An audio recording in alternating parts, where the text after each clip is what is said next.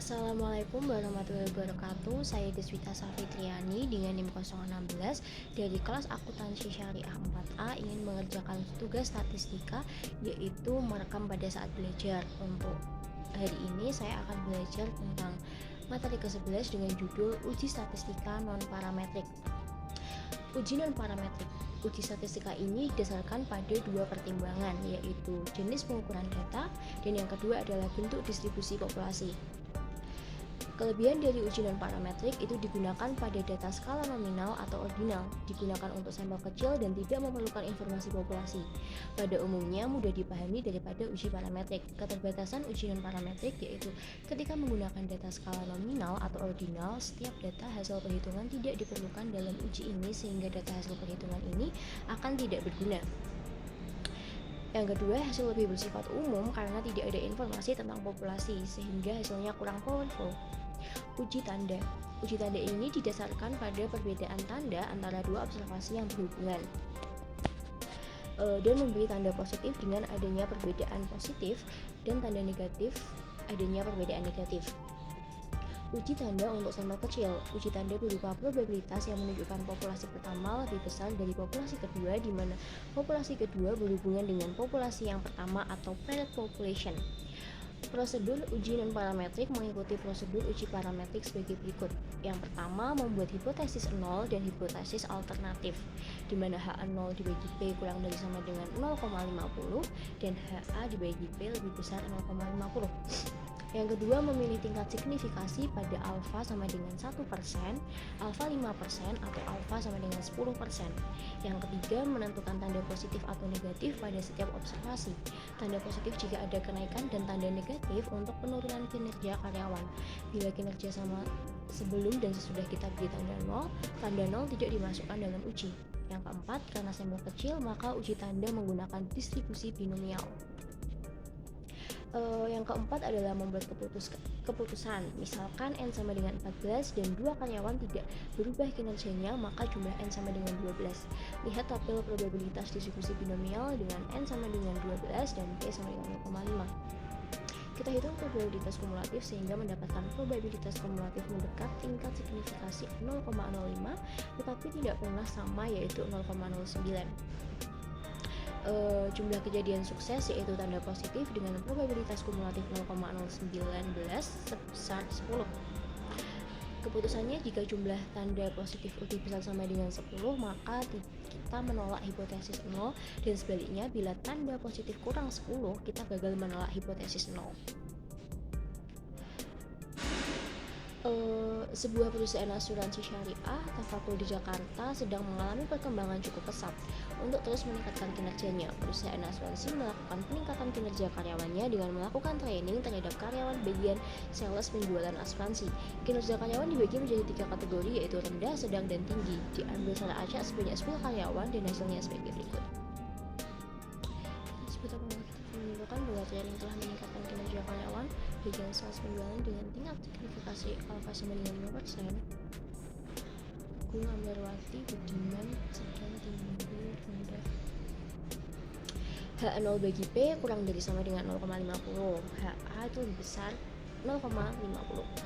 Tingkat signifikasinya itu pada alfa sama dengan 5%. Ada 8 tanda positif dan 1 tanda negatif dan 1 tanda 0. Uji tanda menggunakan distribusi binomial.